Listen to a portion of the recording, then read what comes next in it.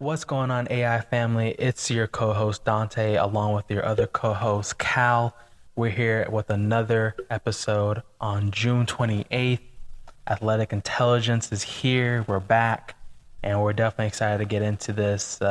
Always news to recap on of a week's worth of news. In this case, about a little over a week's worth. But we're back now with this episode. We're excited to get into it. We appreciate everyone's patience with a slight delay, just a minor one, not too long. So I hope you guys haven't missed us too much. But Cal, it's good to reconvene, man, and see and hear you get back on this grind. We got a good one for them on this episode. Yeah, I agree. I mean, last week was a very, very long week. I think it was also partially because I was still like in a vacation mindset because of my whole birthday. But yeah, it's good to be back this week. It's gonna be a lot more different from here on out. Oh yeah, 100%, 100%. And fair warning, I know you know this, but I'll be gone. A few points in July, one time for a week, another time for about 3-4 days. Most like that shouldn't hinder us though. I kind of strategically planned that one. But the one for the week, I will be gone. So there will be one week where we'll be a little creative about that and be strategic. But otherwise, July is going to be rocking and rolling with a whole bunch of things that I'm sure is going to come up. So we appreciate all the love that we've been getting. And I say that for both Cal and I. We appreciate all the love we've been getting on TikTok, on Twitter, on Instagram especially. You guys have been awesome. We're just coming off of a reel that we just posted actually that pretty much details around which sport is the hardest sport to play in.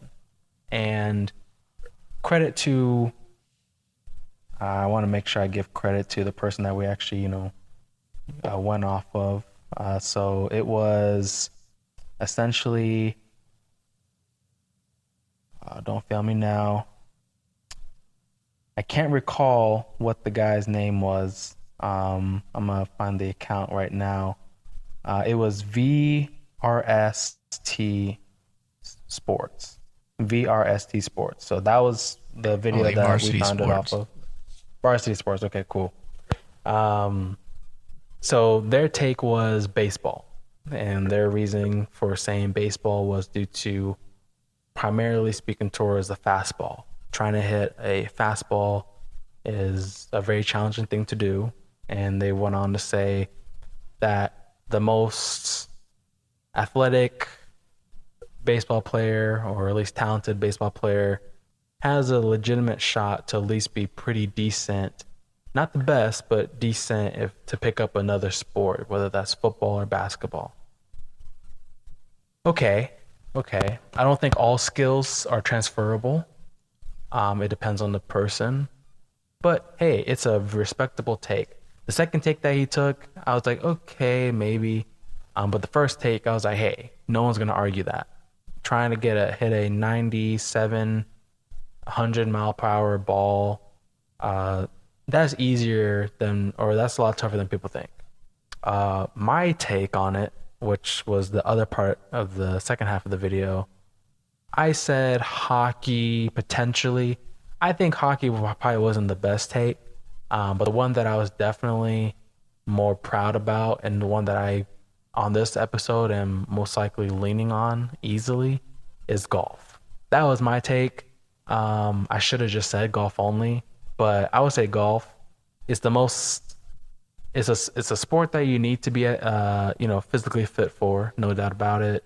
It's a sport that you can be really, really young or you can be really old. There's no father time with that sport.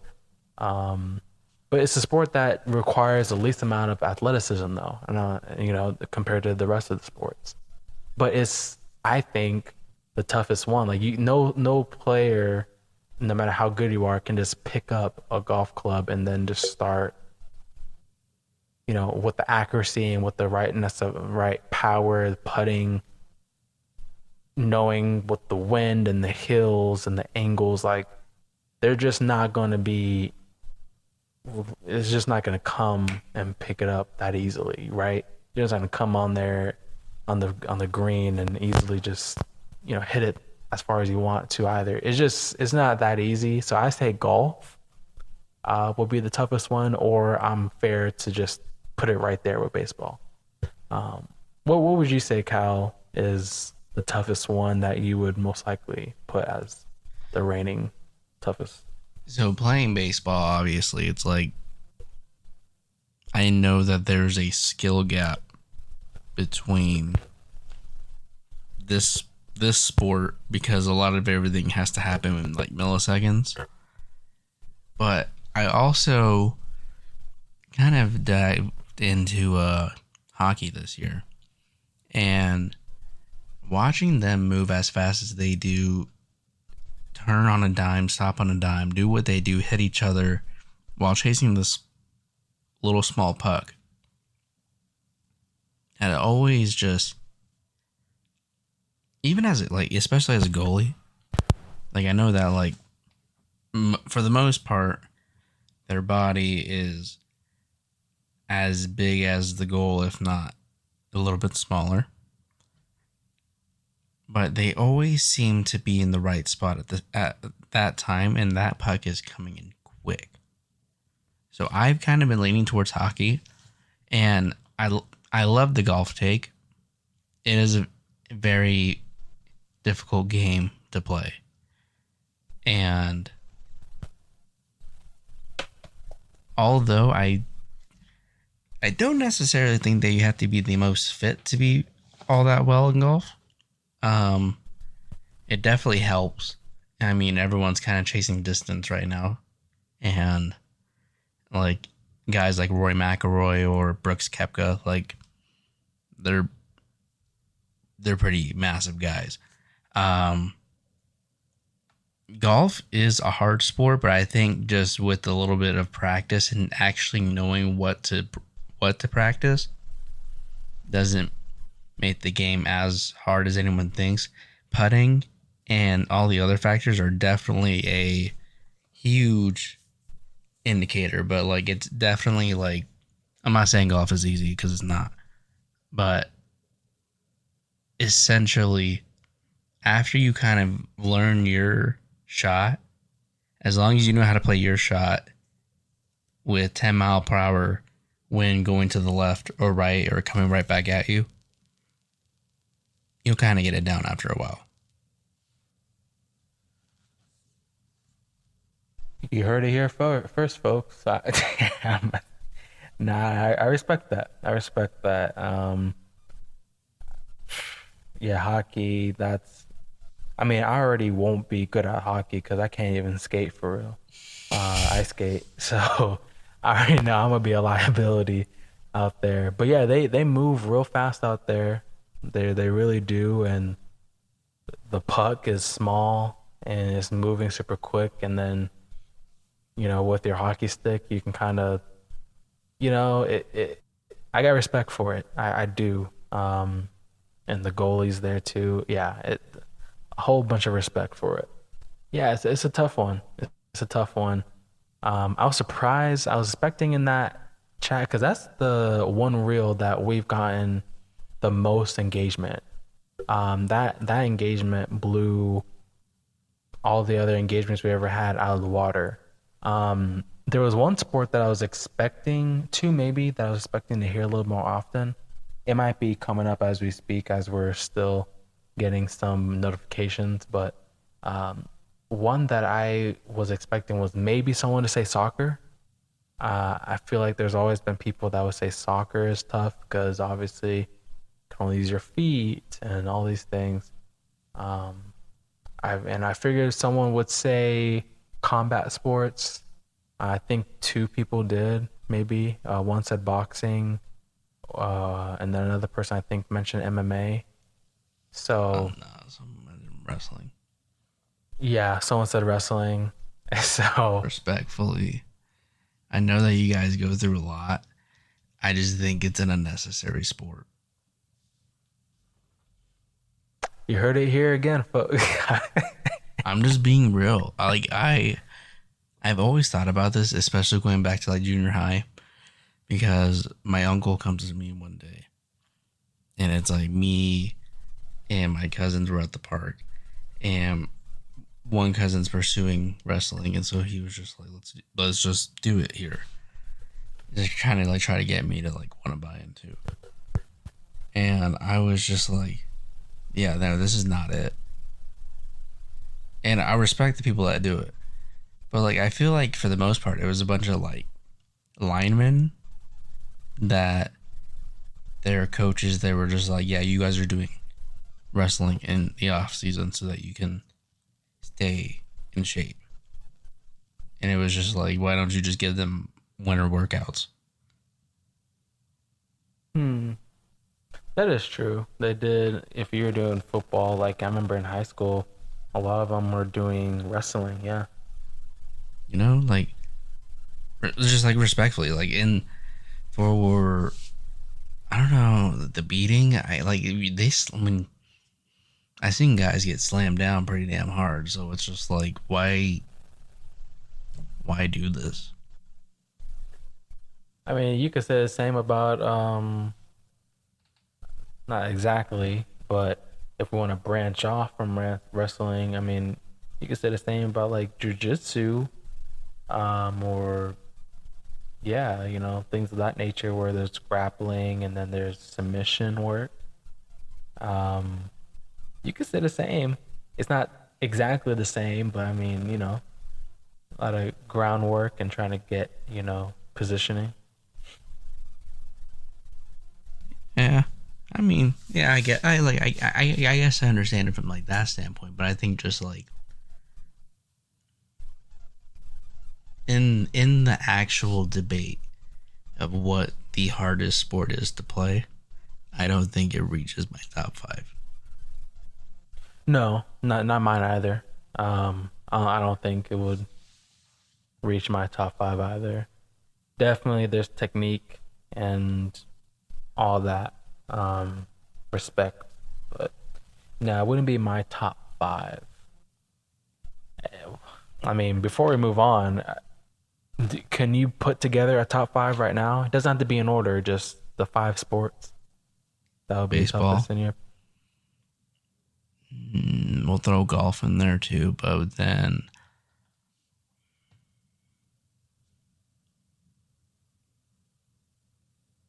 somebody said water polo. Someone said water polo. I kind of Yeah, like that answer. it's tougher than people think. So weirdly, the racket sports like tennis, Like tennis. racquetball, Okay. um, I can't like as much as I just want to put it into. I just want to say tennis. I just think all racket sports in general, and like the concept of like you give me that ball coming at me that fast, there's no way I can turn it over and make it bounce before it gets to you. It's either gonna hit you or it's gonna go way over you. So I just think that the racket sports don't really get that much like credit, Mm, but it's just one of those honorary mentions that I'll put out there. I think that's my top okay. five. Okay. Was that five or four? Is that five? No. Racket sports, water polo, baseball, hockey. I said hockey. Okay. Okay. I'll allow it. I'll allow it. I will say, yeah, you said baseball. I'll say baseball, golf. I have to put boxing in there. You can't play boxing. Everyone thinks they can box until they really get in there. Um, you can get real messed up if you don't know what you're doing. And game of inches. A lot of sports are game of inches and centimeters, but um, yeah, that's a tough one. I am going to say, water polo is a curveball. Um, and for people that might be like water polo, like you got to realize those pools are deep, so you have to keep yourself up, and there's a lot of splashing going on. I mean, like I'm trying to be Splashing and serious, but splashing. like yeah, like you got to keep yourself up, I don't think and I I don't can't know how tread many water. people. Respectfully, I You don't really have know you have how much I could resistance. swim. That's true. You have resistance with the water too in itself, and I don't know how many people on each team. I just remember watching it once for the Olympics, and I was totally brand new about like what the heck is this. Um, so I think that's a good one. I'll add it as a honorable mention, and then we'll go with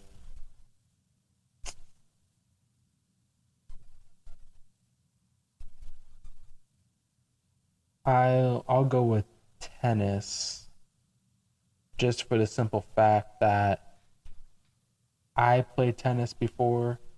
That was actually really tough to get it consistently over the net, especially when you're fatigued. And the points are really starting to matter because it's, next point wins that set or something. You got to get it over there, whether it's overhand, underhand, man. Yeah, and there's a lot of running. Even though you're not going like There is a lot of running. you're doing a lot of zigzags horizontally. It's actually a lot of running. People just don't realize it just because of the fact that it's short distance, but it catches up quick. So tennis is definitely up there in my book. So all right, and that's not in no particular order either. That's just you know our top five. But Where let us know where what your where does guys' stuff is. basketball land for you? I'm just curious. Well, it's not top five hardest ones. Um, the thing though with basketball though, it's one of those sports where you can get really lucky. Like you can get like with certain sports, you can't get lucky at all. Like it's you you couldn't just walk onto it and be super rusty or I don't know, played it a few times and just hop on there and you know I feel like you're talking about me. like okay you could see someone like you could have it where you go to a gym right now and you see someone shooting hoops and their form may not be all that good. It doesn't look professional, it doesn't look all that, it doesn't look D1, whatever you want to say, or whatever level, but they're making the shot though. But they're very casual. It's like, oh yeah, I just play, here and there, maybe like twice a month. And but they have no dribble package. They're just a spot up shooter. The defense is so but then you have someone that you can visually with the eye test, okay, that guy balls. He has a complete package. His IQ is insane. He has a beautiful jumper. He's a high flyer and his passes are good. And his defense is aggressive. Like you. So what I'm basically saying is, with basketball, you can very distinctively see the different levels. You can easily see the different levels, very very easily. It's one of those sports where how good you are is going to be exposed. But some people can get really really lucky where hey they had a really good game but that was just pure luck. They were just hitting shots that day. Because, like they say in the NBA, it's a make or miss league. So if you're just making shots, people are just going to assume, okay, well, he either just got the hot hand or he's actually like that. But he ain't really like that. He was bricking during warm ups. So Me as it's well. tough. It's tough. But if you're not good, you will get exposed against someone that is good. I will say that. And that's with any sport, but I think the luck factor can sometimes play into basketball, which makes it a little different. Where golf, you can get lucky, but only so far. Like, only so far. You might get lucky here and there, but only so far. Not the entirety or totality. Yeah. Okay. I just wanted to see where it ranked up with yours because I am that person that gets lucky. I don't. Have we ever played on one? We never. I don't know if we've done 1-on-1, but we did like Like horses shit. I guess kind of. We did a thing where it's like 1v1v1, where Oh yeah, it's but it like was like you're rotating. Yeah, you're rotating. Yeah. So we've done something like that. So kind of. And did you hit a shot on me? I don't recall. Maybe you did. I won't. You might have actually. I think you're on a bum ankle too. Like I think you're right. you were just tossing stuff. So yeah. I think once. That's funny as shit. I had to remember we ever not. I know we've been down to many parks and recs and played, but I can't ever remember if we ever like. I ain't trying to do it either. We play horse. Yeah. I beat your ass Best. horse. Okay. All right. I'll take Sorry, you up that on was that one. really, really like I think I can do it, but I was, Or you know what? Horse is a different battle, because you can get really creative, real lucky. You can't miss the shot, right?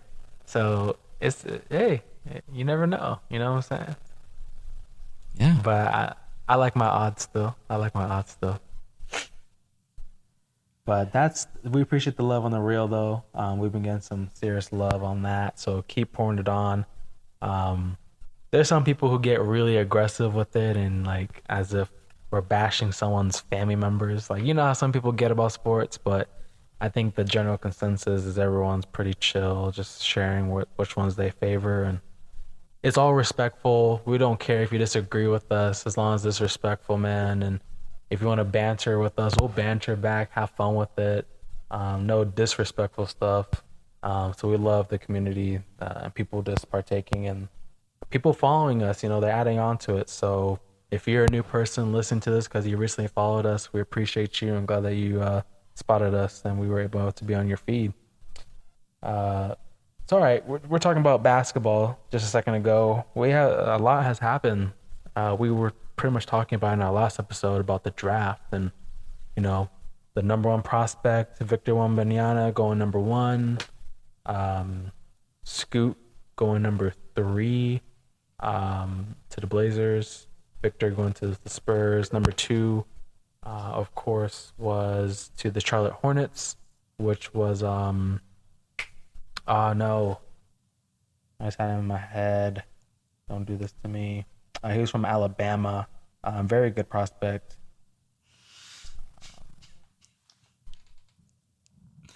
His name's Brandon Miller. Thank you. Wow. I was like, So I like can't remember his last name right now. no, but like I keep laughing at like like he's like a very good top prospect and blah blah blah whatever, just because of like the weird storyline that came about with Alabama last year. Yeah. It is very, very weird to just have him be the number 2 pick this year, and just that whole story is still under a rug. Yeah, the whole gun situation. I mean, and what's interesting about it, I don't know if you caught on to this, but they'll have it where they'll announce the player. And after, the player, walks up there, gets the hat, puts it on his head, shakes hands with the commissioner, does his little interview.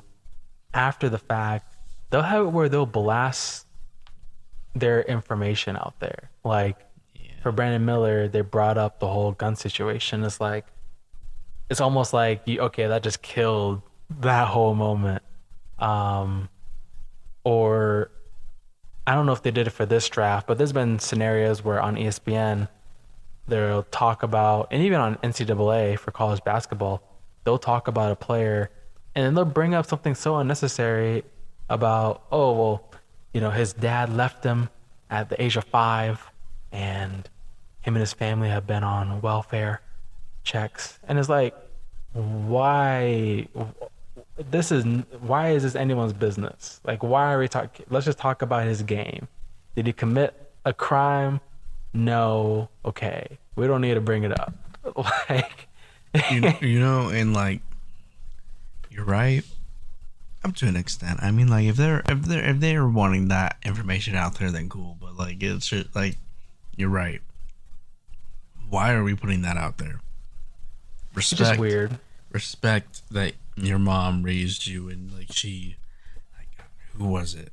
I'm trying to think of who it was, because like it was actually a really good story. Man, I'm gonna Well, really I blame don't myself know. on that. Yeah. Like there was a kid that was, but like, like, I love that the mom really buckled down for her son, and now look where he is now. Great story. About like you're right, like the blasting that like potential father walked out at a certain time. Like, it's just like, why was that necessary? Yeah. Let Some him information. enjoy his moment, and he can reflect on that happened. Oh yeah. Yeah. 100%. 100%. And and I'm not making that up. Like, that is a legit example I have heard before. Um, Even while watching March Madness, this past year, or past March Madness earlier this year, they bring up a player, and they just really dive into their personal life about what they've endured. And it's just like, I don't know what it is about. This is going left field, but it's still related. I don't know what it is about the media and in the sports world, or even uh, even Hollywood. It goes hand in hand. They love to frame this character, or this person, this player, this athlete, and they really want to go after the one that has dealt with something in the past, where they came from, the hood. They didn't come from, a silver spoon. And then they really just pick at that as much as possible to kind of build a story on that. Like, every single time, it's almost as if, I don't know the right word. It's a lack of a better word, but it's almost as if it's is looked after, like they're seeking that, so they can really build up this story about how far they've come. Yes, they've come from a far point. A lot of them say, I shouldn't even be here, right? Because not many of them get to that point, but they really like to eat it up for their own.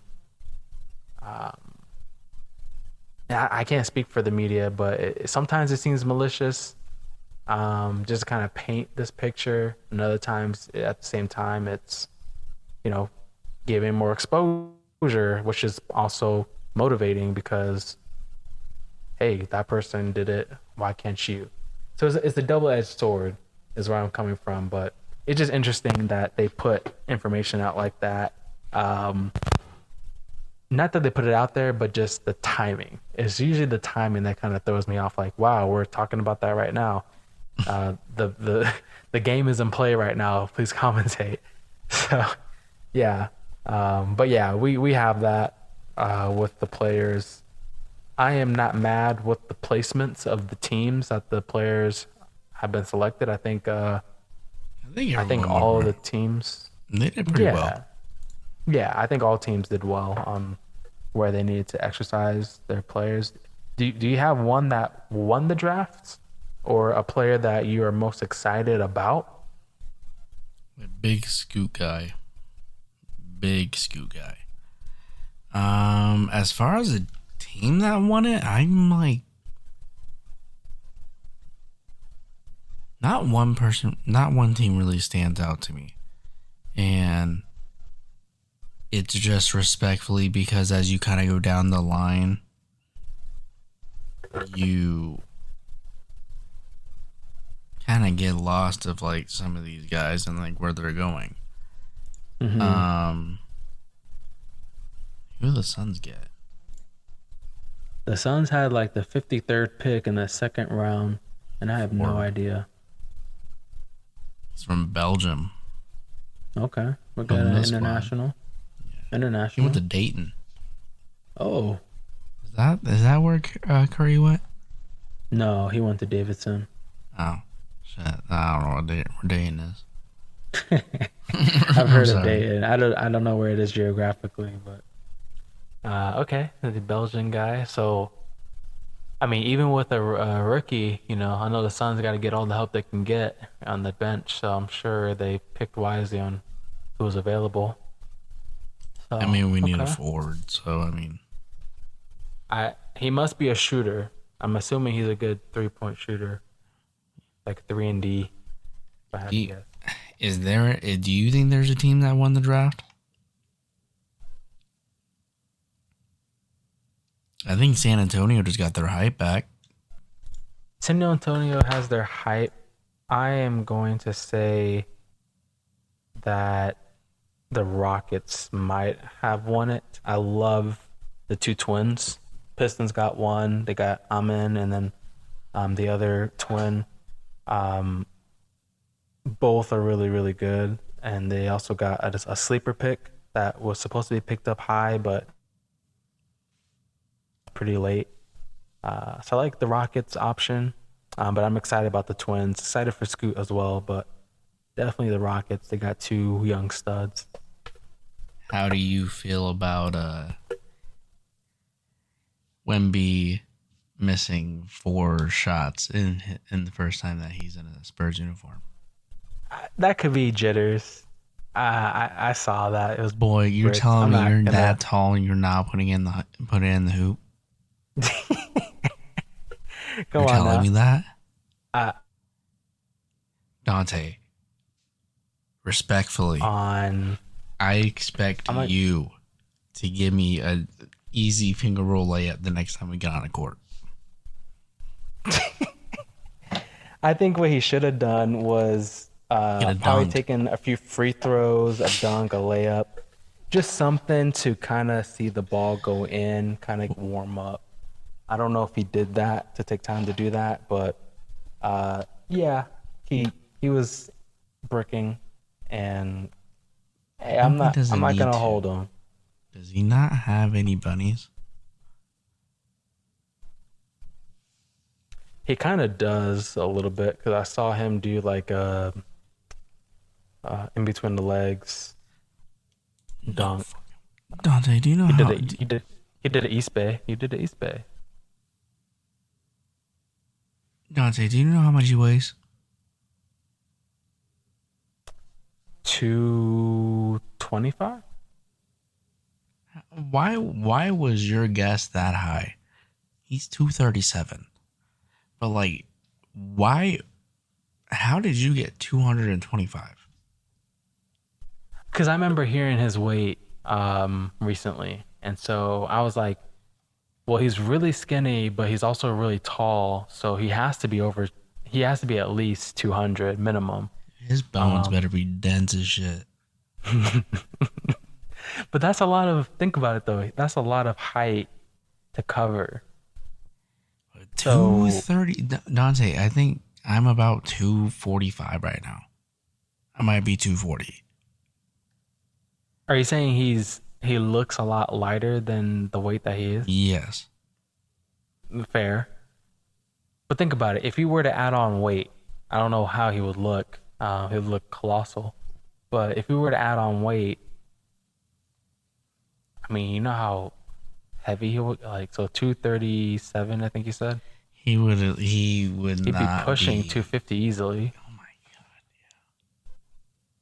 Maybe he doesn't need a bulk up. So he was totally. So he obviously was getting asked about that. He was totally against it. He said, "I want to be agile," and for those that are telling me to bulk up, maybe they need to skinny up. Dude, Okay, am I nice. gonna fall in love with this guy? Dude, just because, like, respectfully, like, I thought that he was a buck 50 soaking wet. Like, I did not realize that if this is true, like 240 is not bad. It isn't. I just, but like the thing that doesn't make me like believe it though is like look at the low lights that we've seen. Like he gets bullied around a lot. I just Yeah, can't for believe anyone that. that's bigger. Yeah. I can't believe that he's 240. Yeah, when I heard it, it didn't really hit me. I was just like, okay, yeah, I guess proportionately he's big. Um, yeah, 237. I feel like 225 is a little more realistic, like when it computes in my head. But no, he's a big guy. Apparently, right? Uh, That's what I'm saying. but he's Like two. still he's still agile too. It's just. I'm not saying that I'm not agile. I mean, like I think I could be agile if I stretch a little bit more. But like it's just. I don't know. Like it's just. I'm like trying to like draw my head around that he's 237. And So maybe it works. so history tells us someone with his height and his build of especially being really skinny, injuries are going to be a plague and it's going to be with his legs. History tells us.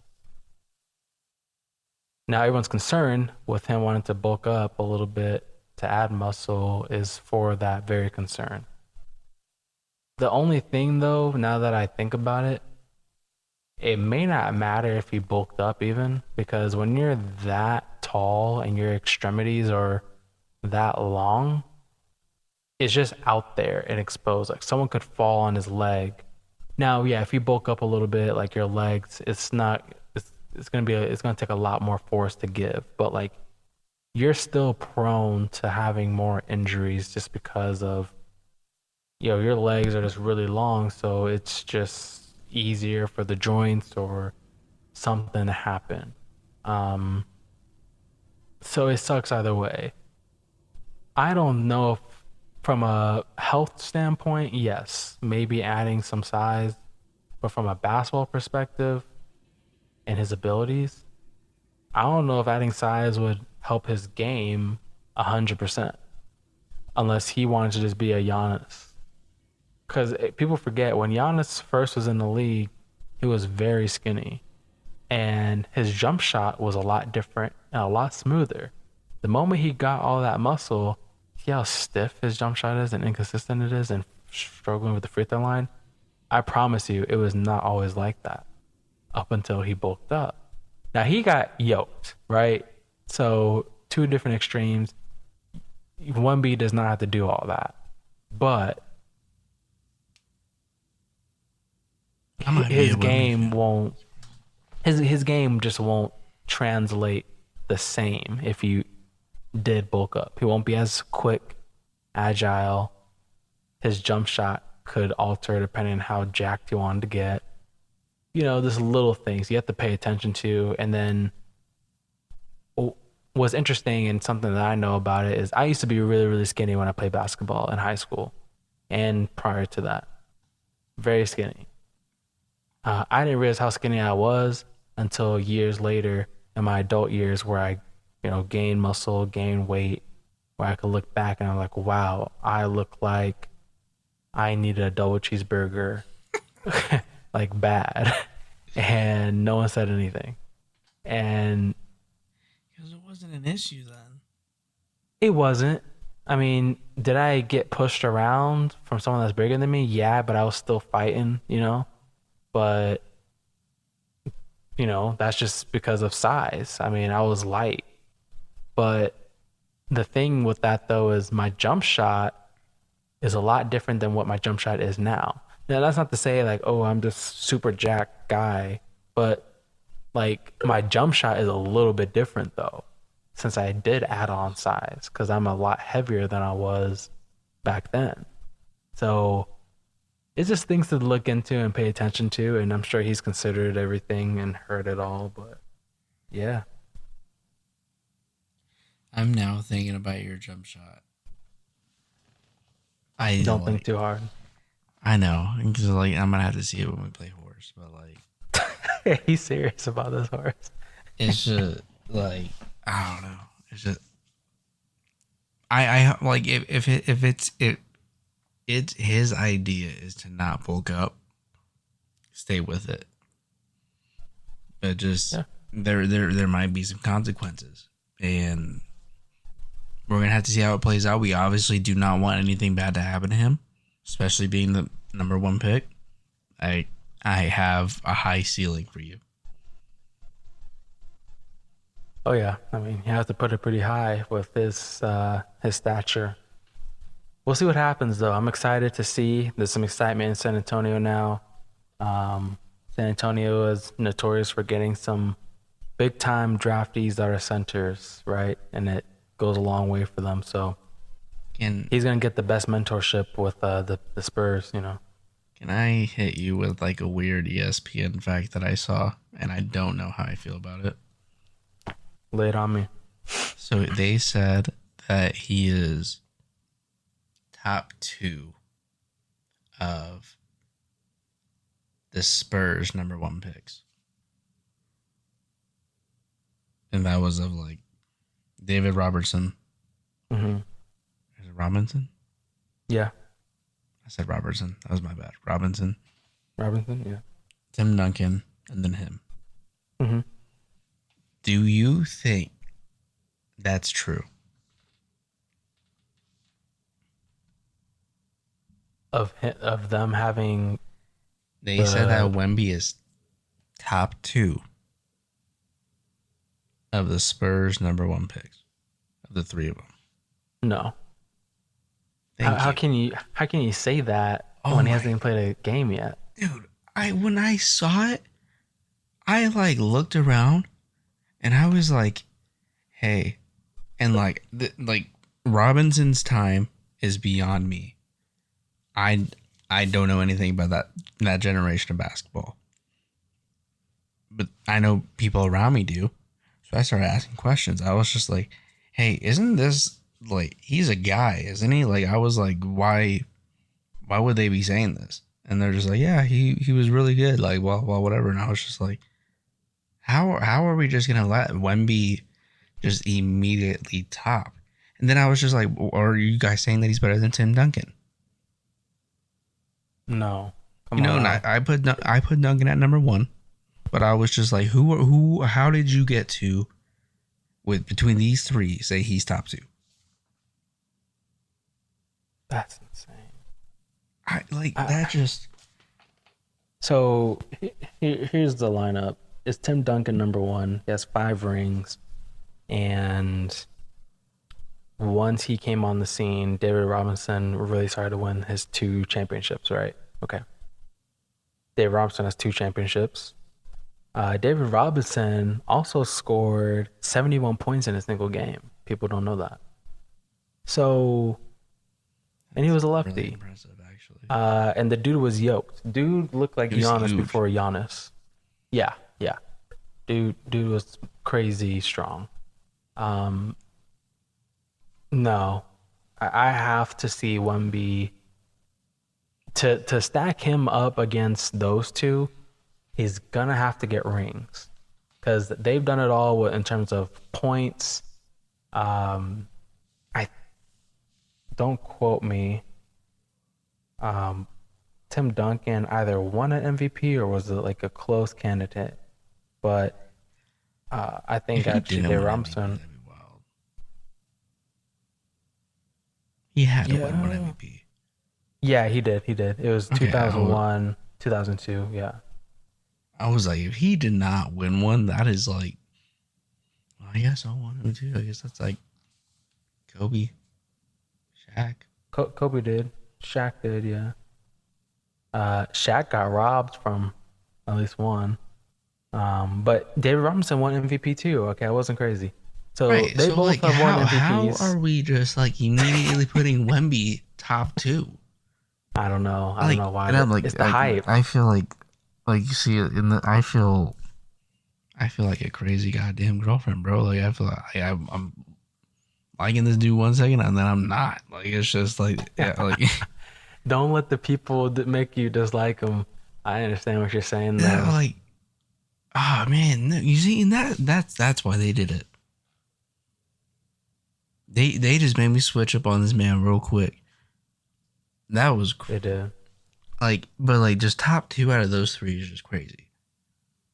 Yeah, no, he has to have quite a few achievements and accolades, and most of all, some at least a championship or Give two, me one ring. just to at least make an argument of some sort. I mean, and hopefully he has a long career. We're only wishing good on him.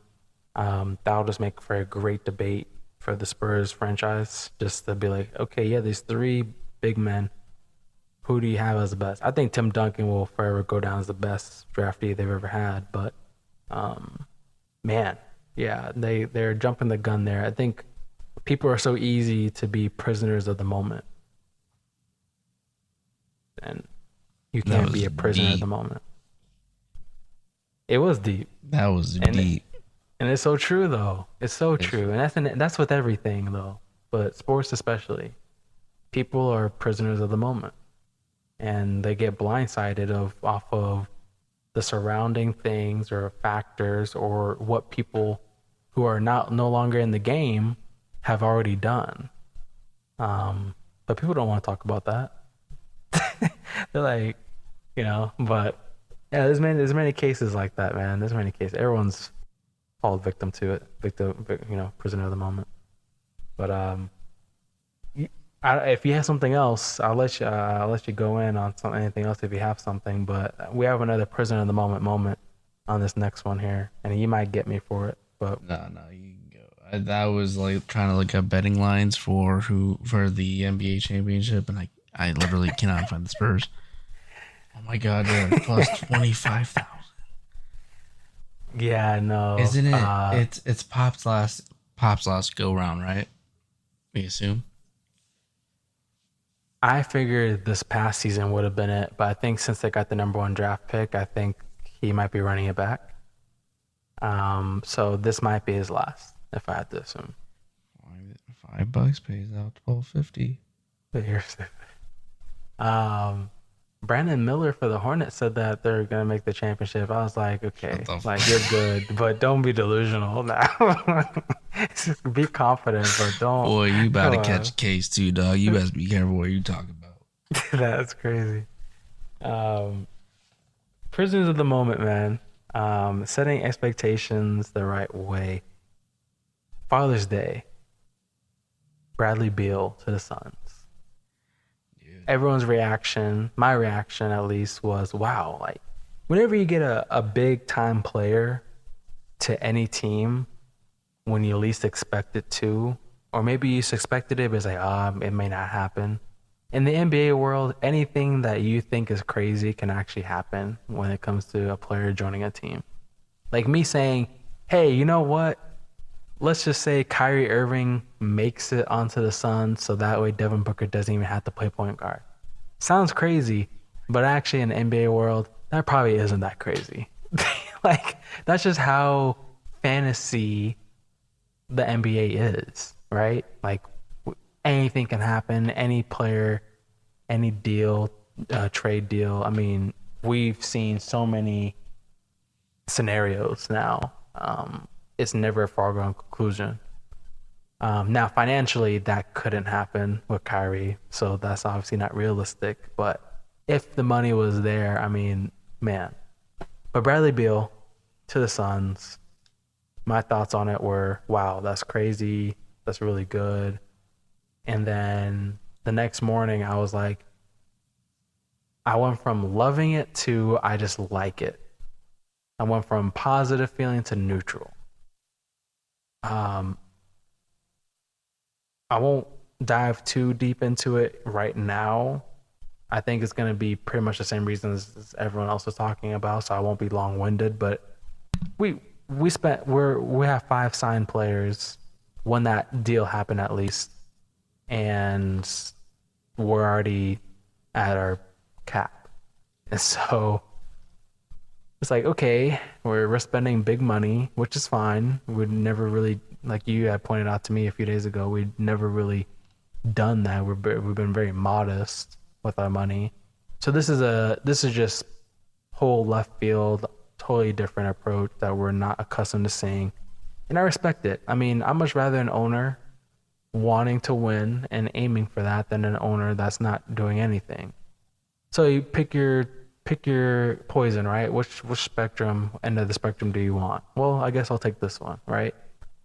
You just have to be smart though and know what you're doing if you're being aggressive like this.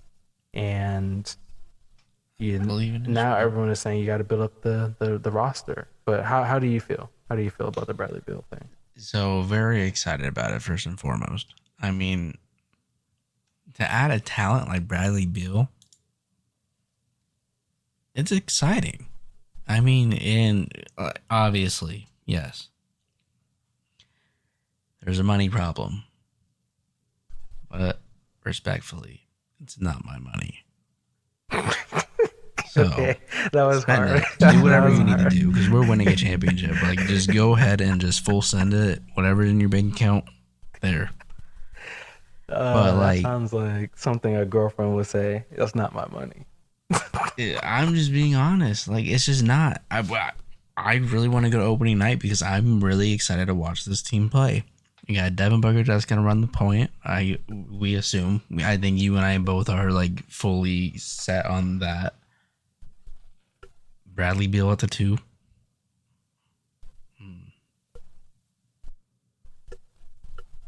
Okay, a forward is an issue. Then we have KD and then Da. And they're not going to trade DA. That came out last week.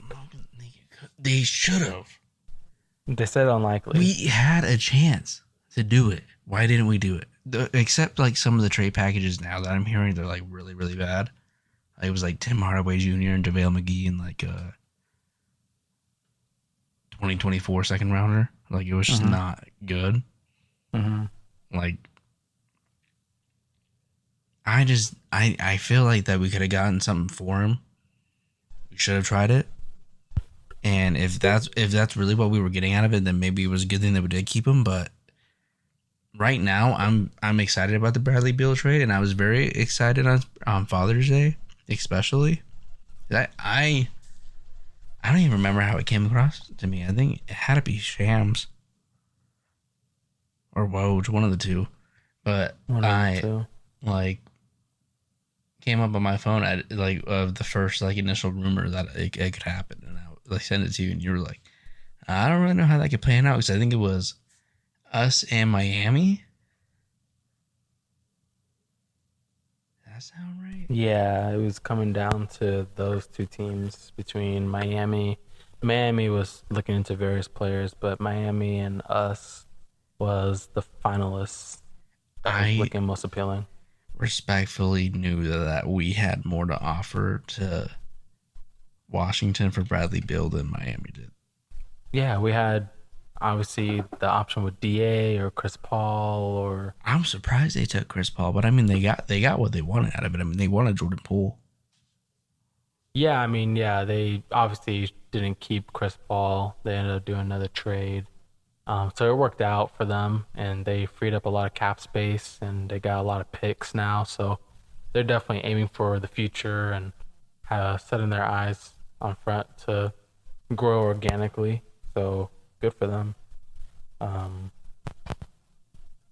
I love Bradley Beal. I think he's a bucket. I think a lot of people don't know about him for the casuals out there. They don't know about him because Washington Wizards aren't good and they aren't televised. So you don't really get to see him. And not only that, but the last two seasons you haven't seen too much of him, this season included. I mean, he missed about 32 games, which is kind of a lot. I mean, it's better than Zion Williams numbers, um, but then the previous season, he pretty much was gone for half the season. He only played 40 games. Now these were due to injuries, so it's like the last two seasons have been kind of down years where he scored less points per game than normal. Where the 2 seasons prior he played, 57, then the season before that, 82 games. He played a full season back to back seasons. So it's only until recently he's had these little injuries and it's kept him out for the rest of the season or here and there. I'm hoping that he can stay healthy this year. That'll be the ideal situation. So those injuries don't fatigue him. But he's a bucket. Not known for his defense. So people He's are questioning gonna the have to learn. defense. Yeah, you just I mean, Suns switch a lot, and unless Vogel has another plan, defensive minded coach. like I really loved how much the Suns switched. It just kind of always worked because no one really had a mismatch until Chris Paul got put on some like center. You know, even That's then, true. for the most part, he kind of held his own. But like, I like the idea of switching and like creating that kind of closure on a player because you don't give them the chance to like just pull up a shot because they pulled away from their guy. Mm-hmm. It'll No, that's be true. it'll be interesting because I mean like who do you think has the most pressure out of this team this year? Honestly, not. I think out of the three, Bradley Beal's on the third part. I'm going to say Devin Booker is number two. KD's number one. Um, I think KD because if you've noticed, ever since he left OKC, he has been on numerous scenarios where people would say, "Hey, you probably should have won that year." I mean, the Nets situation blew up, obviously. Um, he left Golden State to then just not. He left Golden State, and Golden State won a championship without him again, before and after him. Now, while he was there, he was the guy. So it wasn't like he just hung on to win a championship. Like he was leading the fourth.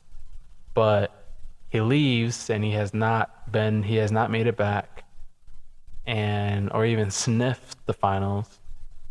And now he's in another position where hey, he has another super team. What are you going to do with it now? Cuz here's the thing though. If he doesn't make it to the finals or let alone win a finals with this team, and I'm confident the management front office will put a team around them somehow, some way. You know what they're gonna talk about his career?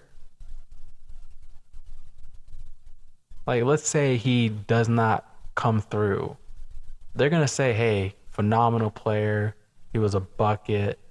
Just one of those different breeds of that the game's ever seen." But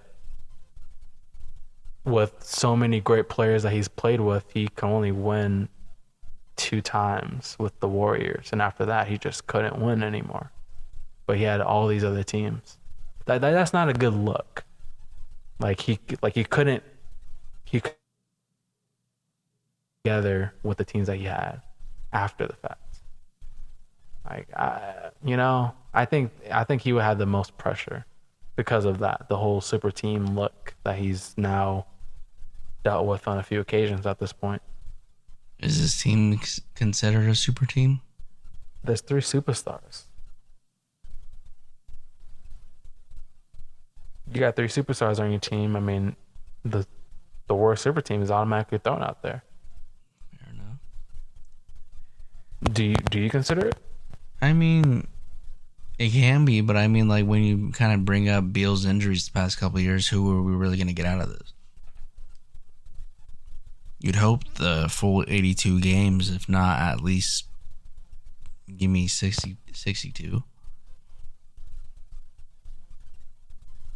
Okay, well, I never heard anyone mention how available a player is to consider.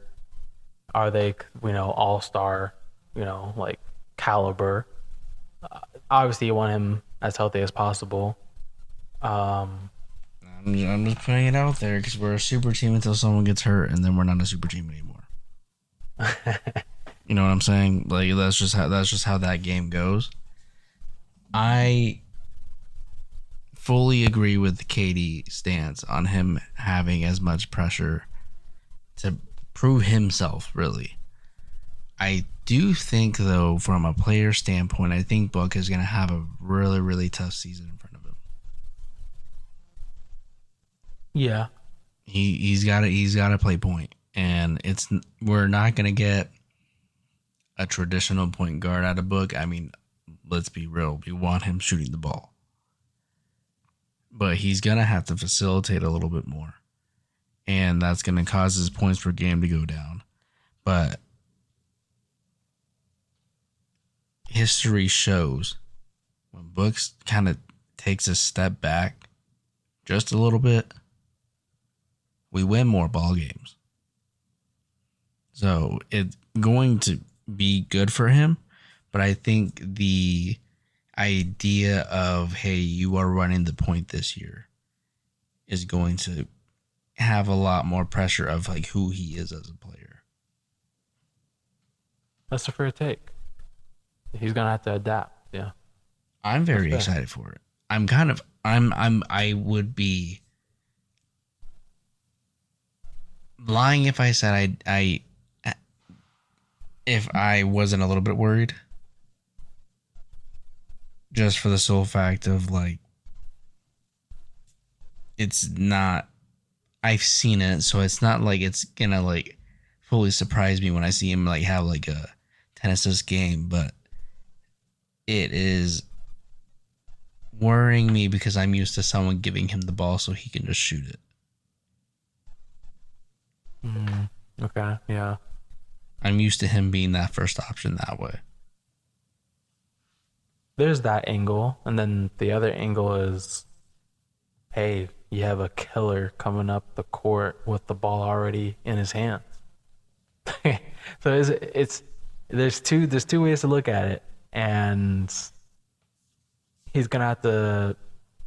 I mean, I think he already it's kind of interesting now that you think about it. I think he already got some practice during the playoffs. We got to see a visual of that because Chris Paul was out, and then he was pretty much picking up point guard, you know, duties at that point, bringing the ball up the court during the playoffs. And I'll say the Suns looked a lot quicker. They're pushing the ball up faster. They He looked real comfortable, and he was facilitating the ball and able to, cut through the defense and kick it out for three and everything. It looked natural for him doing it for the first time. And so if he's able to do that for a full season, to really, okay, I did it for a series, can I do it for like a full season and really master this now as the true expectation moving forward?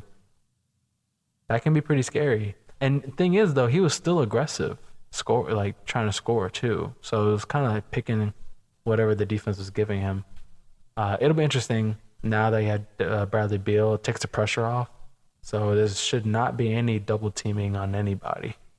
Um, so we'll see. I think he'll be just fine though. Is essentially where I'm getting at. I think he'll be good.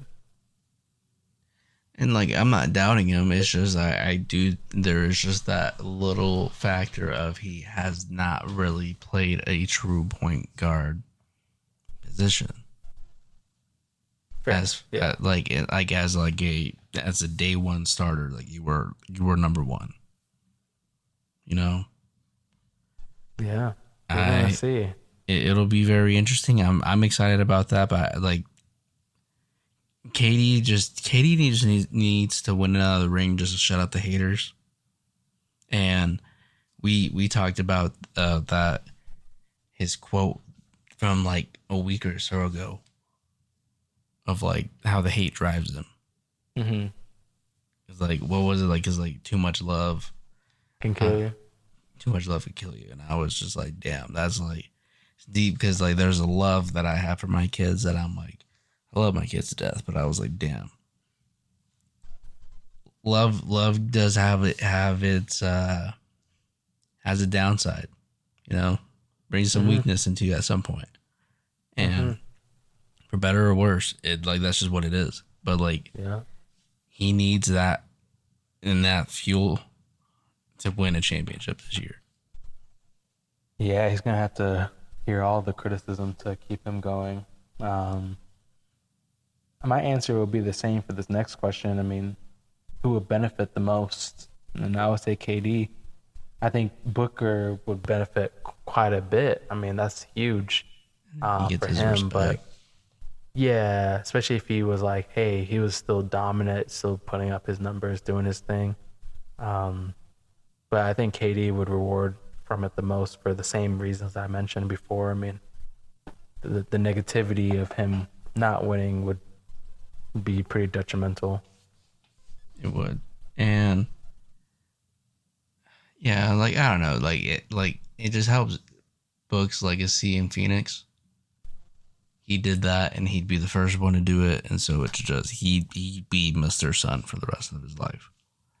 Ah, that's true. Yeah. But KD just needs this ring. Like it's respectfully just as bad as LeBron needs another ring. Do you think LeBron needs another ring? Do I personally think so? No. Okay.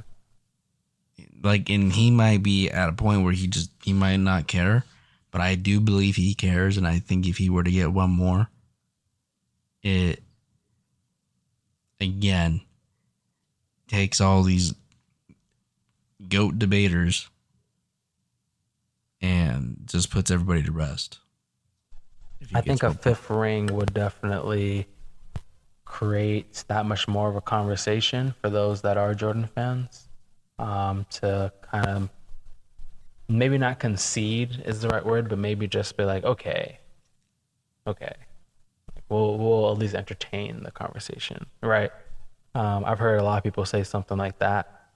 Um, yes, he'll be one less behind Jordan still, but I mean everything else stacked against the two of them. I mean, LeBron wins Think on all of the this era statistics. of basketball though.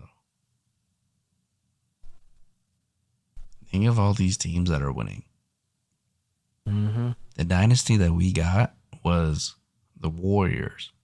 Yeah, and he went up against them every time. Right. You know, like it's not like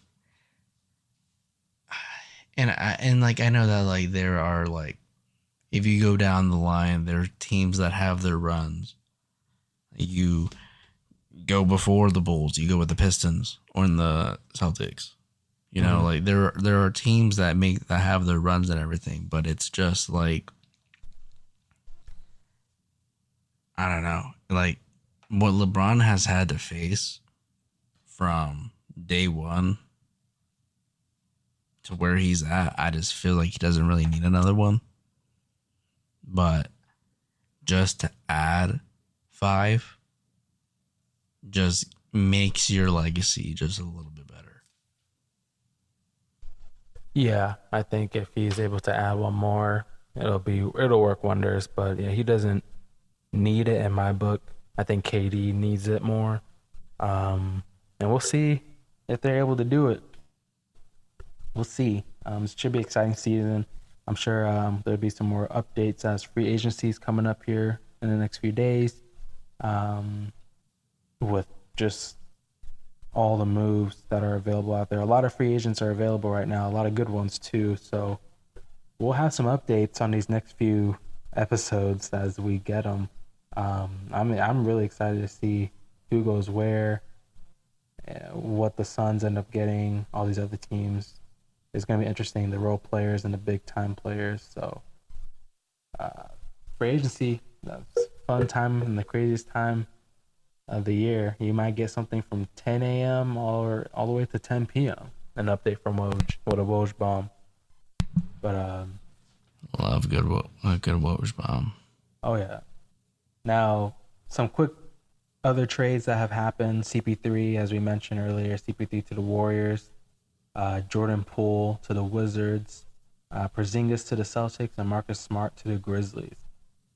I'll say this: none of these trades blow me out the water. They don't make me jump out my seat. None of them make me scratch my head in a positive way. Um, Even the Bradley Beal one, after consideration, none of the trades that have happened so far in all the trades, obviously the Bradley Beal one is the winner if I had to pick one. But overall, none of the trades have made me look into them and say that team got tremendously better. That was the thing that they really needed, that they were lacking last season, and that's why they lost. And they addressed it this time with this trade. Like none of them really addressed what they were lacking the previous season. Like, and that's what I'm basing it off of. Like, did you get better based off of what you lost to? And for each team here, like Porzingis to the Celtics, yes, he adds a different dynamic. I don't know what they're gonna do with Robert Williams. Porzingis is a very different player compared to Robert Williams. They already have Al Horford, so I don't know if they're gonna trade him or what they're gonna do with those three big men now.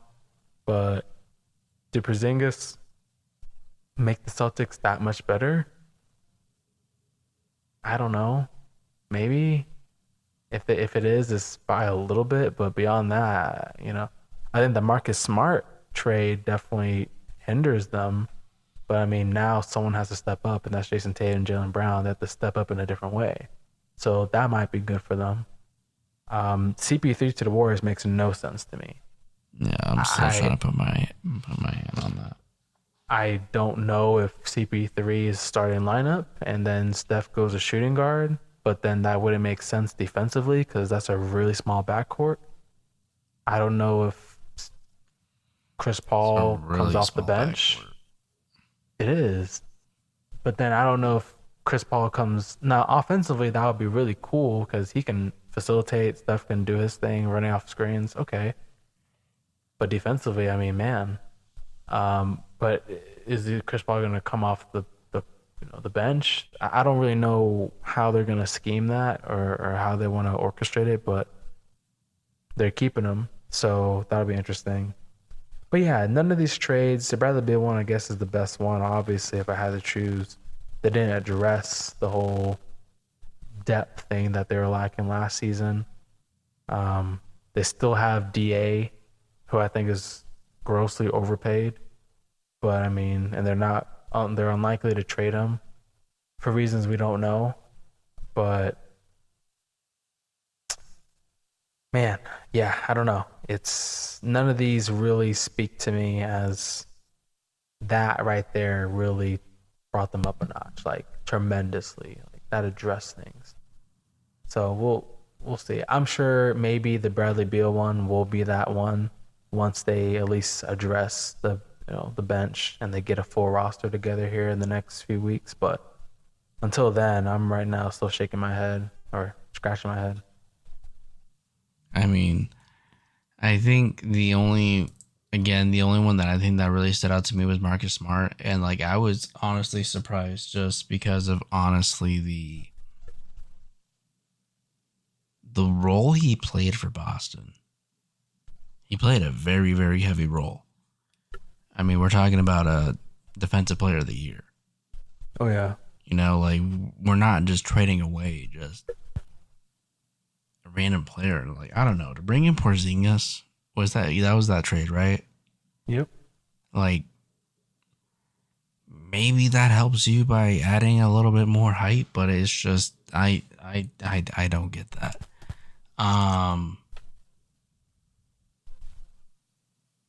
Marcus Smart going to Memphis helps out a lot because he replaces Dillon Brooks defensively.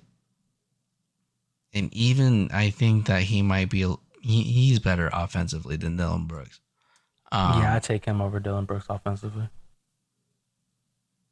I just don't know if he's like fully excited to be there. I think he's definitely hurt. He wanted to retire as a Celtic. He definitely wanted to be there. So I don't think he's excited. He definitely had a preference. Um, Now he's on the West Coast team that makes the playoffs. But I don't have them as a contender. I have the Celtics still as a contender. I don't have the Grizzlies as a title contender. They'll make the playoffs, but not a contender though. So I don't. I think he's a. I think if anything, he still has a job. He's still thankful. He's still under contract. Still to play some competitive ball, but just isn't where his heart is. You know. What do you think his hair color is going to be next year? I don't think he's gonna do blue. I think he's probably just gonna go normal hair color. I was thinking he'd do blue. If he does, I mean, kudos to him. But I think he'll just go normal hair color. Go This blue. time I'm gonna around. monitor Yeah. that too. Like day one, I'm gonna be like, his hair's blue. His hair is blue. So yeah, we'll see how the next few trades for this next few weeks and free agency signings go. We'll keep those updates for you guys, and we also post on our social media and our story as well, and reels. So if there's anything that's worth posting about, we'll most likely post on there, so you can definitely keep in the loop and share your opinions on them as well, so we can all interact. But bad news. We got NFL today on June 28th, on this Wednesday, coming out saying a handful of players are going to be suspended for a season for gambling. It's We pretty tough. we just talked about this la- maybe not last episode, but this is the episode before, about how hey, it's pretty self-explanatory and pretty obvious of what you can and cannot do. There shouldn't be any confusion. Don't gamble a whole season being suspended or gamble your own dollars, because it's not rocket science. But unlike basketball and baseball, um, NFL doesn't get that much guaranteed money out of their own contract. Unlike obviously baseball and basketball, for example. Yeah, they pretty lowballed the guaranteed money in NFL because of how physical the sport is. So that's just more reason to be greedy with your money. Get what you can now, because your career can easily be done tomorrow. It's just what it is, any given Sunday. So why are you gambling and tossing that away? So I'm gonna toss it your way. I just want the viewers to understand what they're changing, because I guess they felt the need to make some changes. So there's 6 key rules that they're adding onto it. The first thing, though, before we get to 6 key rules, is all rookies will now be required to attend mandatory education sessions, and a group of league officials is making in-person visits to team facilities to emphasize and clarify what activities are prohibited amid the rapid proliferation of sports gambling. So this obviously started off with Calvin Ridley, a former wide receiver with the Falcons, now on the Jacksonville Jaguars. And then ever since then, it's just been a domino effect. More within the last year, a lot at this point. So the 6 key rules of the gambling policy is: 1, don't bet on the NFL. 2, don't gamble at your team facility while traveling for a road game or staying at a team hotel. 3, don't have someone bet for you. 4, don't share team inside information. 5, don't enter a sports book during the NFL playing season. And 6, don't play daily fantasy football. So they've layered it out all right there of what someone can or can't do. What's your thoughts on this? Is this surprising at this point? Is this mundane? What, what, I, what do I we just even I say just now? think that like the season long bans are like a little much for right now. Would I you mean, like half a I season? get we're trying to make a point, but I mean, like, why? If there's so much confusion about it, there might be an issue. You Well, know what I'm yeah, the saying? fact that everyone's doing it. I The mean, fact, didn't the see Calvin fact, really be an example? well, yeah, but like even like the fact that you have to now have these classes for these rookies to go to so that they can learn what they can and can't do as professional football players. Why do you need that? It should just realistically be as easy as like, don't get arrested, don't do illegal things, just stay in your own lane. You know, why do we have to go to a class to like figure out what we can and can't do working for you guys? Why isn't that something that's just up front? It'll be too easy. Let's make it less complicated right now. Like we're just banning players left and right for what reason? I hear you. I hear you. Clearly, players were confused, and clearly the NFL felt the need to restructure or reaffirm the rules. So clearly, it just wasn't clear. It's simple as that. Because if you have Calvin Ridley being the example as the first one, and then everyone else is doing it as well, I mean, a full year suspension for that is very telling, right? Like that's an example being shown, and then to have it where everyone else is still doing it, yeah, either the message wasn't sent or the rules just weren't clear. And I don't know. Hopefully, this is the last of it though, because it's just weird seeing this still be a thing. If Right. I'm being honest. It should have either all came out the last time all these names came out, or I don't know. It's just very very concerning as to like why we're now seeing it more.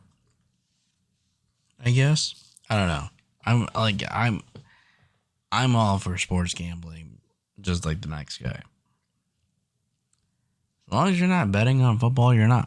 As long as you're not betting on your own games, I feel like there should not be an issue. I feel like once like weird spreads are hitting, you know, Mm-hmm. or like players stop running at certain points. Right. Like I that's just kind of when we get to look at it, but like I don't know. It's just not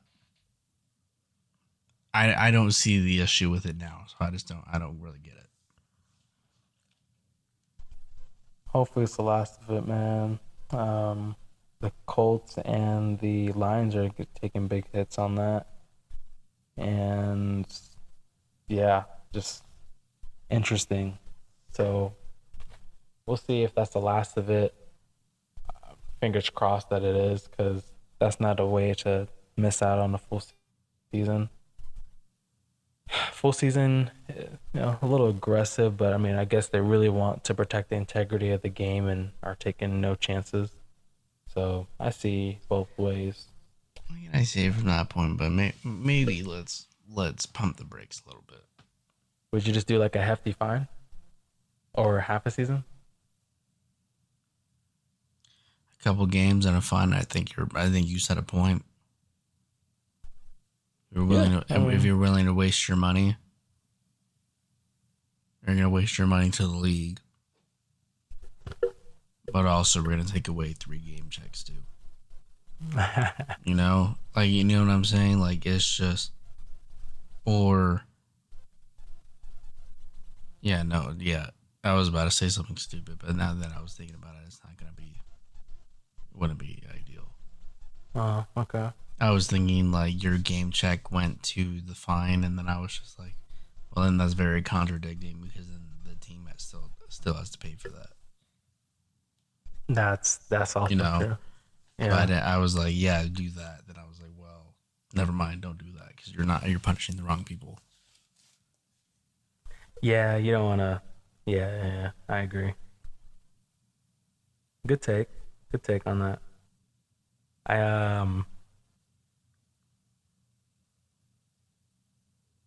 I think 3, 4 games and then a fine.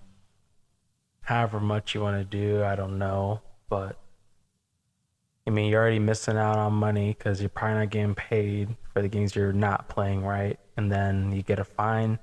You're gonna feel that. I think that message gets put across pretty clearly, but yeah, we'll see. We'll see. All right. I we got some news.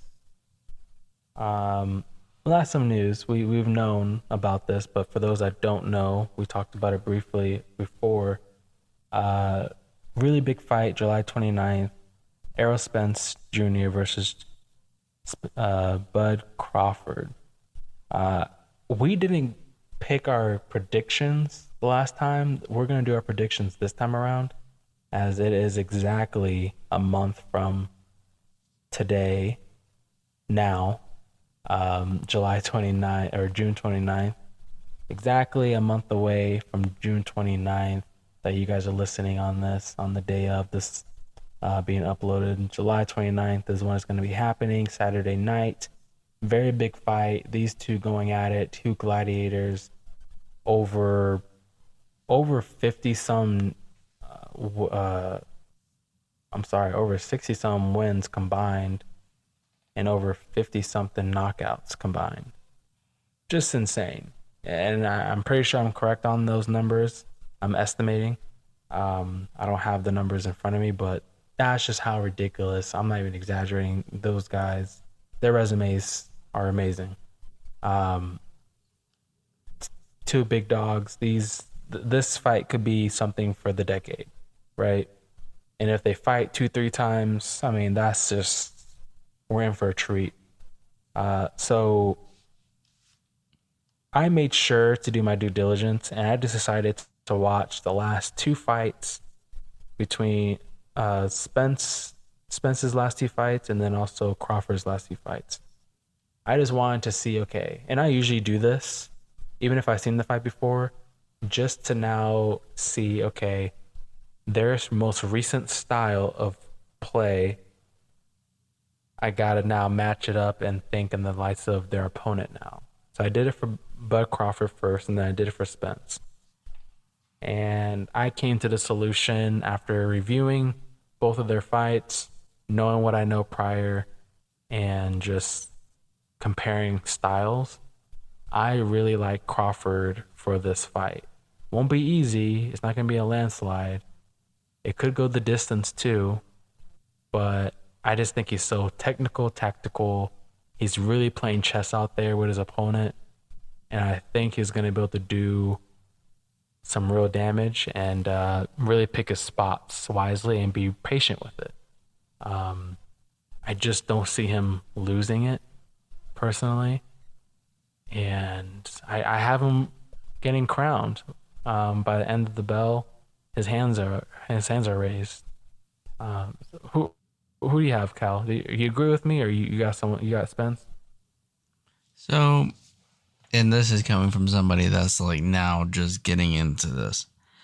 I too did watch their past couple fights, and although I do like Crawford in his like technique, I loved watching Spence and him being the aggressor because there's certain points in his fights where he like for whatever reason it just turns up just for a second. He catches one mistake from his opponent and he just goes in, and that's when he takes over the fight. I don't really want this one to end in a decision. So Of course not. I'm going for a knockout, and if I'm going for the knockout, I think Spence is going to be the guy to do it. Okay. Okay. And I can't even get mad at that because it's a 50-50 fight. Both are equally good. I've never seen such a fight be so split, right? And that's respect to both fighters. And like no shade on Bud Crawford. Dude's a dog. His watching him fight is phenomenal. If I'm honest, if it goes to a decision, I think Crawford would win it, just because his technique is really really good. He's like aggressive, but like he's not really aggressive. He just kind of knows when to throw his punches.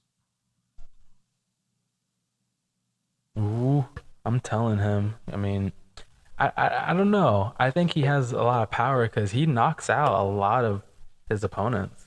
I mean, yeah, but I Um, mean, like if you're, how do I say this? If you're always throwing the punches, if you're being the person that is just giving your combinations and then you're just going to keep going and going and then eventually you break the guy down, great. But we're talking about a guy that is not going to break like anybody else that he's fought. yeah, Errol Spence has a tendency to stay in your face. He he's not gonna be worn down. He's gonna be right there, ready to go toe to toe. He does not mind being close quarters. I think he favors it. He had that bad car accident, came back against Ugas, and he every single round he was right there. He did not back down, and that showed a lot, being that he came out, you know, not knowing what to expect from him, and he was very aggressive. And I don't know if he was trying to prove a point, showing the world, hey, I'm fine, or this was just a different mentality, and this is what he's bringing and coming with and moving forward. But it was definitely a different approach than people were used to. He definitely looked a lot better. He had one small hiccup. I mean, not small, but he had a hiccup in there where he did get two-piece, then was stumbling. That wouldn't have happened if he didn't stop protecting himself. But that's here nor there. He still persevered, came back, and handled his business. So I can't argue with that of picking Errol. Um, I feel like with a lot of good tactical hits, um, one thing that they both have in common though is they're not aiming to just knock you out. They're looking to torture you. What I mean by that is they're trying to break you. They don't I don't I think they have satisfaction in getting knockouts, but they have more satisfaction in terms of breaking your will by just bruising you round or after round after round to eventually, hey, you open yourself up because you can't take no more and they just finished you. There's something to it that they both love to go to the body. So that opponent's kidneys, ribs, just the beating, just everything is just coming at them. It's very tactical. And Errol does a good job at going at the body too to hopefully open up that face, you know. So they have that in common. It's just gonna come down to who's getting the better, cleaner shots and the one that really did the most damage and how the other person responds. It's gonna, man, if you don't really watch boxing, this is the one to watch. And if you're not too familiar with either of their games, I just advise that you just watch it and really just be a student. Just pay attention to how these two are going at it because there's two professionals really putting on a show. I firmly believe that this fight, just their names even being a part of Versus markets itself. That's just how good this matchup will be. And it's been a long time coming for them to finally come to terms to get this to be a fight to where it is now. So, I'm excited. I'm excited. It, it's definitely something to be excited about. I mean, like now I have the whole day off for the whole. So I mean, like I'm pretty damn excited about it. He took the day off, man. Well, you might be able to take off another day off, September 16th this year. Canelo, very fun to watch. Another fighter that's very good. He signed a 3-fight deal with Premier Boxing Champions. One fight being the September 16th one, which is against Jamal Charlo, one of the Charlo twins. And then I think March and then September of next year, 2024, is his other 2 fights. And people are calling for him to go up against Benavidez. So we'll see if he goes up against him. That's a highly anticipated fight between those two. But I'm sure this is just another tune-up one until he gets to Benavidez, who's also another, for those that don't know, Mexican fighter. So Battle of Mexico with that fight right there. But Canelo obviously is the more popular one. But Benavidez has been getting his respect. He's a very young kid who's doing some damage. So that's some news right there on Canelo and what to expect later this year. 2023, boxing is alive, but boxing is back this year. There's been some really That good is matchups. something I have like realized with my research into boxing as of this year is there has been a lot of hype around it. Oh yeah, and I'm happy for it. I welcome it. And I'm very excited to kind of get into it now, just for the sole fact, like I'm looking at it more as a sport now versus the just looking at 2 guys just beating the heck out of each other. So like it there is definitely a new love towards it, and I think hopefully they can keep growing it to the point where like it's not as surprising to have this conversation about boxing having so many main events like this. Well, that was the thing that boxing was getting a lot of flack on the last some odd years was people want to see these fights between these 2 fighters that are in their primes. Let's make it happen. But of course, promotions and managers, negotiations, they were just very slow to do it, or it just never happened. And that's hurting the sport when you could have these big time matches. I mean, imagine the money and the fan love and all that that can come towards the sport. A lot more good can come from it than bad, and so there's a lot of politics, boxing politics. But I think they finally broke that barrier, starting, we'll say last year, leading into this year, but really this year, where hey, no, if you want to see that big time fight, it happened. Or is happening. I mean, take Davis against Garcia, Spence versus Crawford, Canelo now against Charlo, and then hopefully next year Canelo against Benavidez, and there's probably some other ones that are gonna come up, like heavyweight ones. I mean, it's just now we're getting what fans have been wanting to get, is just the big time matchups that are called for or been overdue. Let's just make it happen, and they're now doing it. I don't know what changed. I don't know how long it's. I don't know. I think a lot of boxers are now having more control now, which is a good thing. And they're not afraid to not to wager their belts or their undefeated record. So I can't wait for that. Another notable one, for those that may know, don't know, Shakur. And like honestly, it is just going to be very exciting to see where boxing's at, especially because everyone wants to put their pride aside and put their championships on the line. So that'll be very, very good for boxing. And honestly, That's probably going to be what's going to make me buy into it even more. 100%. And I think that's gonna spread like wildfire for everybody else. Right. Man, I do think that's all that we have for you guys this week. Very good episode. Hit a lot of different areas. Each week is something new.